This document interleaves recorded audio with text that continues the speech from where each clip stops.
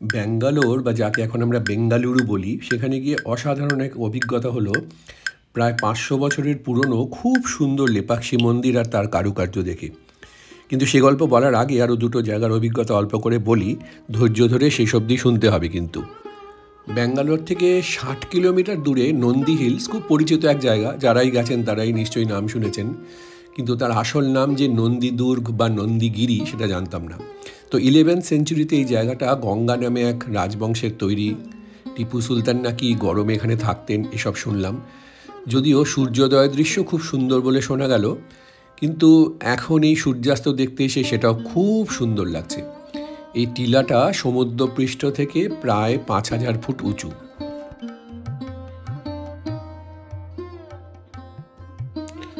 এই স্ট্রাকচারটা থেকে নিচের দৃশ্য চমৎকার একদম। এই পাহাড়ের কোনো এক জায়গা থেকে নাকি টিপুর সৈন্যরা অপরাধীদের ধরে ধাক্কা মেরে ফেলে দিত মৃত্যুর দিকে। এবড়ো খেবড়ো পাহাড়ি পাথরের উপর দিয়ে হেঁটে চলি অস্তগামী সূর্যের দিকে। দূরে দেখছি অনেকগুলো জলাশয়, জানি না সেগুলো কি, একদম চকচক করছে সূর্যের আলো পড়ে। আর এই পাহাড় থেকে নাকি অনেক ছোট ছোট নদীর উৎপত্তি হয়েছে, আমি জানি না কোথা থেকে। সূর্যদেবের এবার যাই আমিও ফিরি, আর একটু এক্সপ্লোর করি জায়গাটা।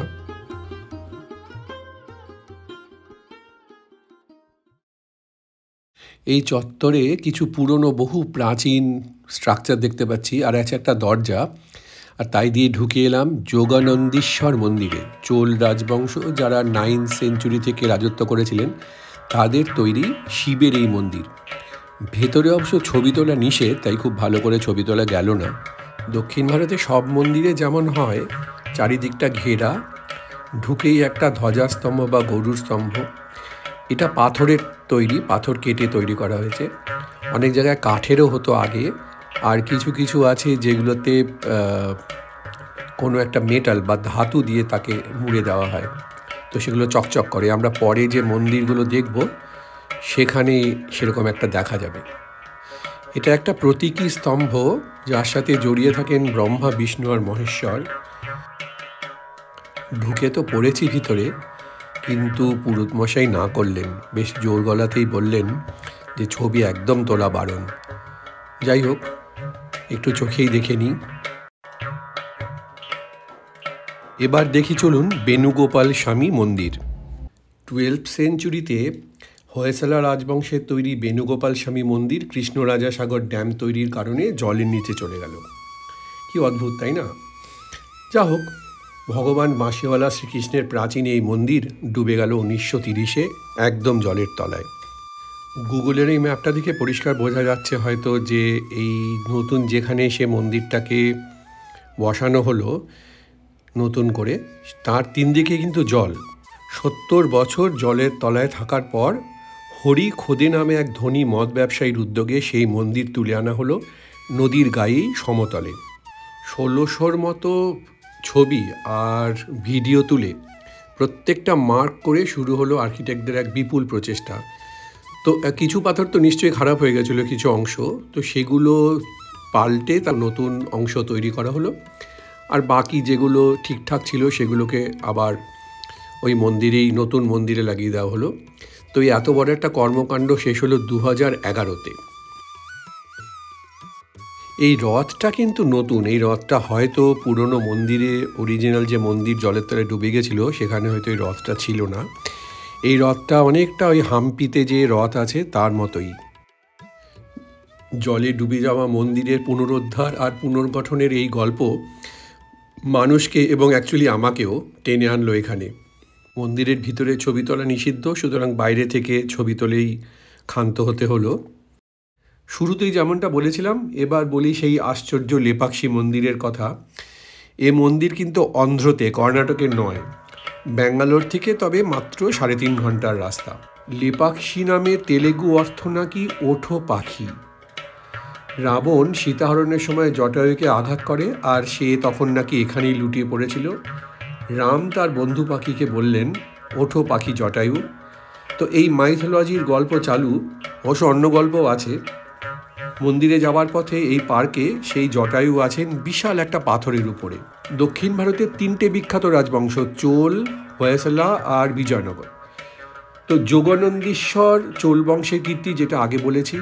এইমাত্র যে মন্দিরের গল্প শোনালাম তা হলো হয়েসালার। আর এখন শোনাই বিজয়নগর রাজাদের আমলে তাদের আর্কিটেকচারাল স্টাইলে তৈরি লেপাক্ষী মন্দিরের গল্প, যা এক কথায় একেবারে অসাধারণ। গ্রানাইট পাথরের অল্প উঁচু পাহাড়, টিলাও বলা যায়, যার নাম হলো কুর্মশৈল। কুর্ম মানে কচ্ছপ। তারই উপর দাঁড়িয়ে আছে এই মন্দির। 3টে গেটের মধ্যে একটাই খোলা। একদিকে কিন্তু ঘন বসতি, সেখান থেকে আজানের আওয়াজ আসছে, আর মন্দিরের ভিতরে বাজছে ঘণ্টা। চারিদিক দিয়ে পাঁচিল, উঁচু পাঁচিল দিয়ে ঘেরা মন্দির। সব জায়গায় যেরকম হয় দক্ষিণ ভারতের সব মন্দিরেই, সেরকমই এটাও। গোপুরম দিয়ে ঢুকতেই ধ্বজাস্তম্ভ। এই স্তম্ভ ভগবানের উপস্থিতি আর পবিত্রতার একটা প্রতীক। আরও অনেক কিছু আছে এর গল্প, মানে কেন ধ্বজাস্তম্ভ থাকে সেই ডিটেলে আর যাচ্ছি না। এ হলো বীরভদ্র শিবের মন্দির। নন্দী হিলসের শিবের তপস্বী রূপ, তাই তিনি যোগনন্দীশ্বর। আর এখানে তার বীর বা রুদ্র রূপ। 1350 থেকে 1565 এই সময় বিজয়নগর রাজাদের রাজত্বকালে মন্দির স্থাপত্যের খুব উন্নতি হয়েছিল। তো এই মন্দির তারই একটা উৎকৃষ্ট নিদর্শন।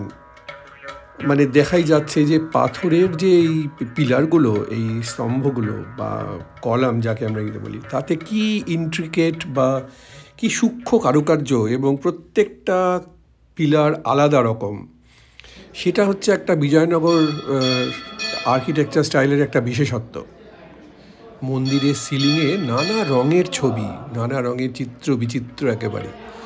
তো রামায়ণ মহাভারত আর দেবদেবীদের নিয়ে সেসব ছবি। কিন্তু মানে দুর্ভাগ্যের বিষয় হলো এই যে জল চুইয়ে চুইয়ে এত বিশাল সব ছবি, এত বিশাল সব আর্ট সব নষ্ট হয়েছে অনেকটা। তবে সবচাইতে আশ্চর্য হচ্ছে একটা পিলার, যেটা নাকি ফ্লোরের সাথে কোনো যোগ নেই, এবং এটা দেখতেই বেশিরভাগ লোক আসেন। অনেকে এই পিলারটার নিচে, এই যে খালি পিলারটা নাকি মাটির সাথে লেগে নেই, তার নিচ দিয়ে কাগজ চালিয়ে দেখেন, পিলারটা পড়েও যাচ্ছে না। আশ্চর্য ব্যাপার আর কি। মাটি, চুন আর নানা রকম রং মিশিয়ে কি অপূর্ব যে সব ছবি আঁকা আছে গ্রানাইট পাথরের সিলিংয়ে। আর ভাবা যায় না গ্রানাইটের উপরে এইভাবে আঁকা, কিন্তু খুব অস্পষ্ট, মানে ছবি তোলার জন্য খুবই অস্পষ্ট সেগুলো, তাই ছবি খুব একটা ভালো করে তোলা গেল না। মন্দির চত্বরে এই যে বিশাল খোলা জায়গা, এখানে নানা উৎসব হতো। এর পাশেই অপূর্ব কারুকার্য করা উঁচু জায়গাটাকে বলে কল্যাণ মণ্ডপ। বছরে একবার শিব আর পার্বতীকে কেন্দ্র করে এখানে উৎসব হতো। তবে এই মণ্ডপটা কিন্তু অসম্পূর্ণ। লেপা আর অক্ষী বা অক্ষী, মানে লেপাক্ষী শব্দটার দুটো অংশ। এর আরেক অর্থ হলো কানা বা নষ্ট করা চোখ। কথিত আছে যে বিরূপান্ন বিজয়নগরের রাজার গভর্নর ছিলেন ইনি, মানে ওনার কোনো এক সাকরেদ আর কি যাকে বলে। তিনি রাজাকে না জানিয়েই এই মন্দিরটি তৈরি করেছিলেন। আর রাজকোষ তাতে শূন্য হয়ে যাওয়ায় রাজা প্রচণ্ড রেগে যান এবং শাস্তিস্বরূপ বিরূপান্নর চোখ উপড়ে দিতে বলেন। কিন্তু বিরূপান্ন প্রচণ্ড দুঃখ পেয়ে নিজেই নিজের চোখ উপড়ে ফেলেন। আর সেই কারণেই হয়তো এই মন্দিরের এই অংশটা অসম্পূর্ণ রয়ে গেছে। হয়তো তাই থেকেও লেপাক্ষী নামটা হয়ে থাকতে পারে। মন্দির চত্বরে চলতে চলতে ঘুরতে ঘুরতে এসে পড়ি গণেশ দাদার অপূর্ব এক মূর্তির সামনে। বিশাল পাথর খোদাই করে এই মূর্তি, আর ওর পায়ের কাছে ওর বাহন ইঁদুর। গণেশের মূর্তি থেকে একটু ঘুরেই দেখছি একটা বিশাল মূর্তি, একটাই পাথর থেকে খোদাই করা নাগলিঙ্গম মূর্তি। 20 ফুট মতো উঁচু নাকি। এই শিবলিঙ্গকে জড়িয়ে 7 মাথাওয়ালা নাগ, আর তার ফনার নিচেই শিবলিঙ্গটি। সাহস, শক্তি এসবের প্রতীক। আর জগতের রক্ষাকারী নাগের সাথে শিব ঠাকুরের নাকি ওতপ্রোত সম্পর্ক। পাথরে খোদাই করে এই যে অসাধারণ কাজ কত বছর আগে তৈরি, মানে ভাবা যায় না। জানি না আপনাদের মন ভরল কি না। সত্যি কথা বলতে কি, সামনে থেকে নিজের চোখে দেখলে যে অভিজ্ঞতা হয় সেটা তো ভিডিও দিয়ে করা সম্ভব না, তবু চেষ্টা করলাম। আপনারা সাবস্ক্রাইব করবেন। আর শেষ করি তাহলে এবারের মতো।